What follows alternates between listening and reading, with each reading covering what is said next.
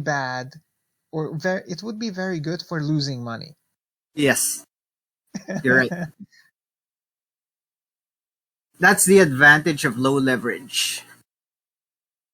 I think I'm like getting more excited about this. Like I'm having a good feeling about trading. It's all because of you, Chris. Thank you. Don't worry about your trade right now. It's not that much money, right? You didn't trade 1,000, so it won't stress you out. Well, actually, I think it was yesterday that I did that 9-hour trade, and it cured me. It Look, didn't if you're cure me of the FOMO because that's like still pretty strong. Yeah. I'm working on that. You know what you can do to figure out your FOMO? You Mm-hmm. can do that, but you start with your FOMO amount is very small, just to scratch the itch. That's a very good idea. I want a FOMO here, but only $20. Okay, Right? okay, I'm gonna do that. That's a very, very good idea. Oh, I do that all the time, man. Well, that's why you're so successful then. Well, sometimes, like, I don't trade like every day anymore. But when I do, when I feel that itch, I trade small amounts. Okay, and I'm gonna. Look, you might want to cancel that. There are too many open positions that you may just place. Like for your first try, just place another one. Make 2 positions instead. That's very hard to track.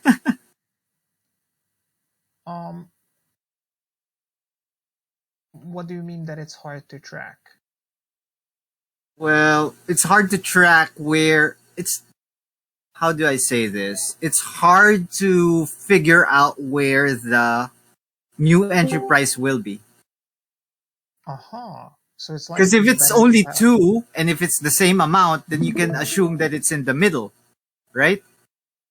Because it's the same amount. But if it's 3, it's very difficult to make that mathematical computation. So like this is better then. Yeah. Oh, I see. Yeah. Wait. No, I mean, that's 3. Your existing positions plus 2 more.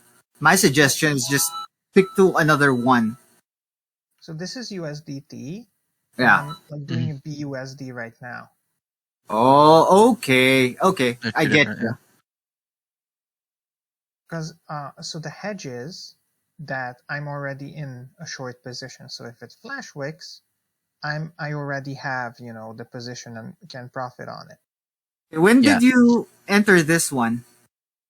Oh, like 10 minutes ago. Oh, while we were talking? Yes. When I told you my position. Oh my god, you're copy trading me again. No, actually, I was thinking of opening a position, right? Here, look at here, Spectre. Look at my chart. I fixed my Elliott wave. I'll hop in really quick.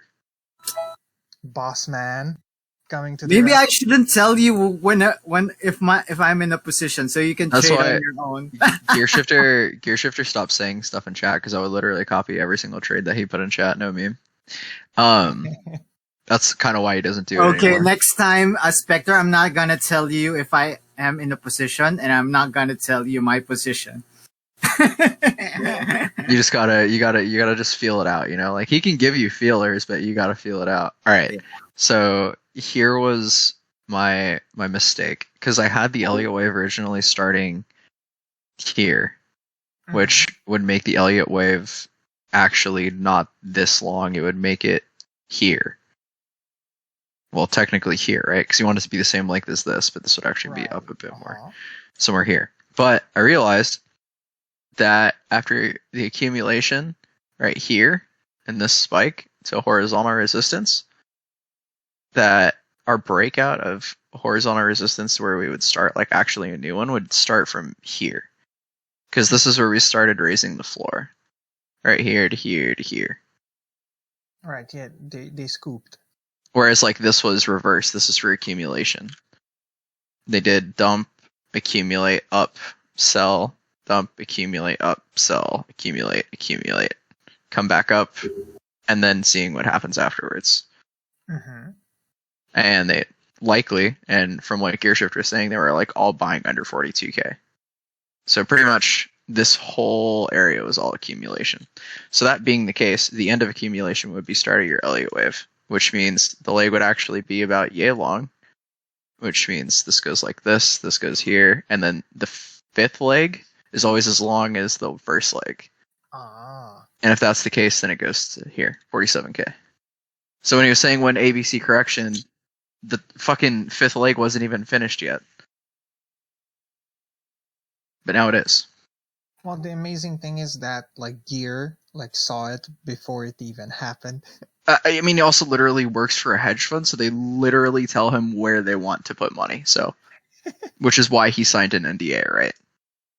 So he already knows, on top of already like understanding the charts really well.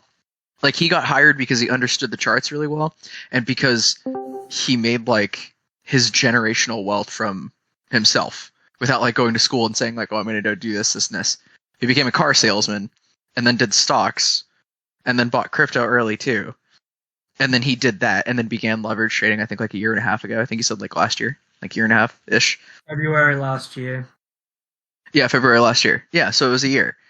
So it's like to put that into consideration, and then him being in the position that he is now, they're like, oh, okay, you obviously like you can do this shit, and you have the same kind of money that we do. So here you go, manage the account. Then now he's the manager.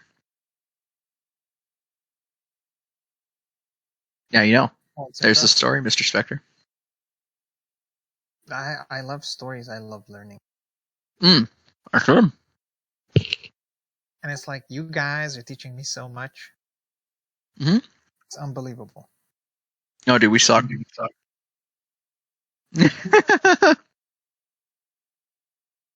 But I appreciate that. Thank you. So like I was talking to Chris about the so like this flash pump basically is just manipulation. So there's no real volume or momentum behind it, right? You're saying it's like all leverage, basically. Well, in a sense, but like because of this like flash pump, we have to flash dump, right? It would be like if this Elliott wave plays out, we wouldn't flash crash.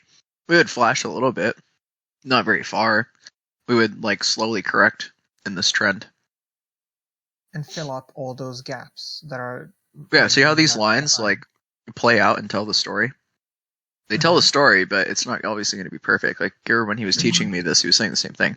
It's never going to be perfect, but the price ranges are there, and you just have to know the rolls of the legs. And like, what's with the RSI? Because it's abnormal. It's because I have price labels on these. Hold on, so you can't really see I it. mean the actual like what's happening with the RSI. Like Oh. in the last like 4 or 5 hours. Right. That is like at an all-time high, right? Yeah, it's like prepping to go to the bottom of the RSI channel.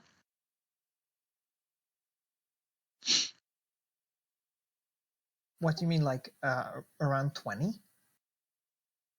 Let's see here. The lowest it's been was 15. It was this dump right here, from 45.3 to 38k. So The that RSI means went this from should- 80 to 15. So this should go lower. Yeah, after right now, yeah, it's primed for it.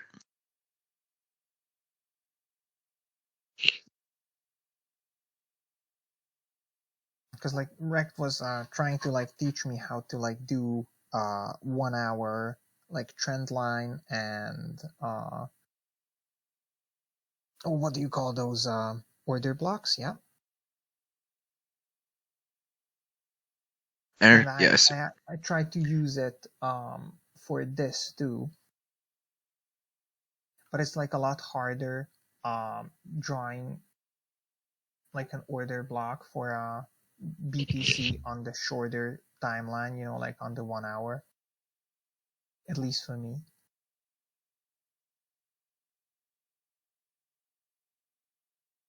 Yeah, short on the 1 hour is like absolutely perfect, but same thing with the 2 hour, about the 4 hour. Yep. Same thing up here too, it's at 80.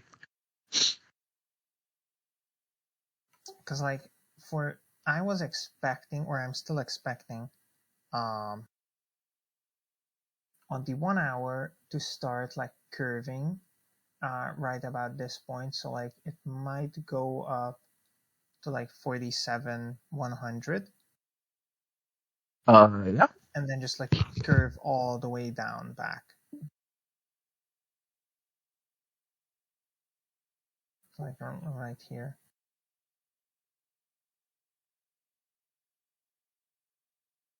How do you use this?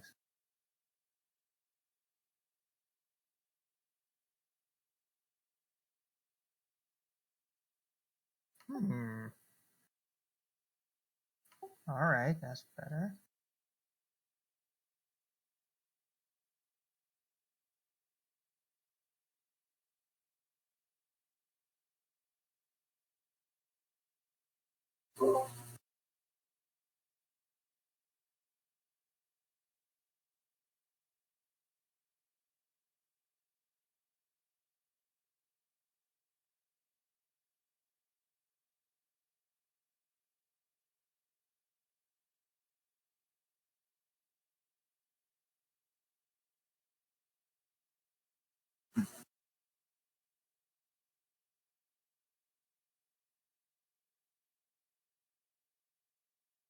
It's like something like this.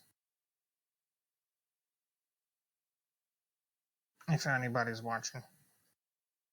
What's up? What are you talking So I'm about? like trying to draw my impression of like the movement that's gonna happen. I see what you're saying. Yeah. It's called it's going to be a bump and run. So normally what happens is you hit the line, it bounces off of it, comes under, and then when it goes under, it retests the line upward again, and then falls down. Oh, so like this here. Like, and then go down under it, and then go. No. That's too deep. So go barely past the line when you go down. Actually, here I'll just do it on my screen. Here you go. This. All right, look, trend line right here, right? Let's say bars do this. Okay, what happens on a bump and run is it goes like this, and then comes down, and then when it goes down, it comes up to test, and then it goes off. Oh. So it does, when it comes up into it, it does this, comes in, and then goes up. And then when it comes down, it bounces like this. If it falls under, then it goes down, bumps, and then runs. Opposite direction. Same thing. I think I understand, yes. Because I was like thinking, I wasn't actually thinking about the details about how it's going to treat, you know, like the resistance or the support.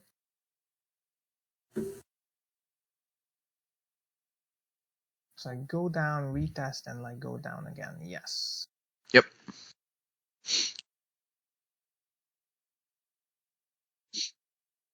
Oh.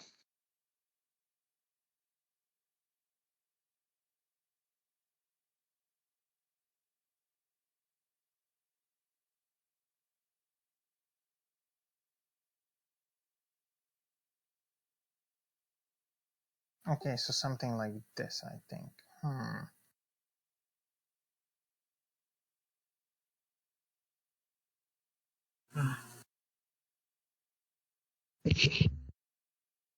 Dude, Chris, Oh, are you kidding me? what? You didn't invite me? You're doing TA. Do that first, man. And the next game, I'll invite you. No, Chris, invite me and I can do TA while I'm playing. Oh, I didn't say hi to Fish. Hey, Fish, how are you? Alive. Uh,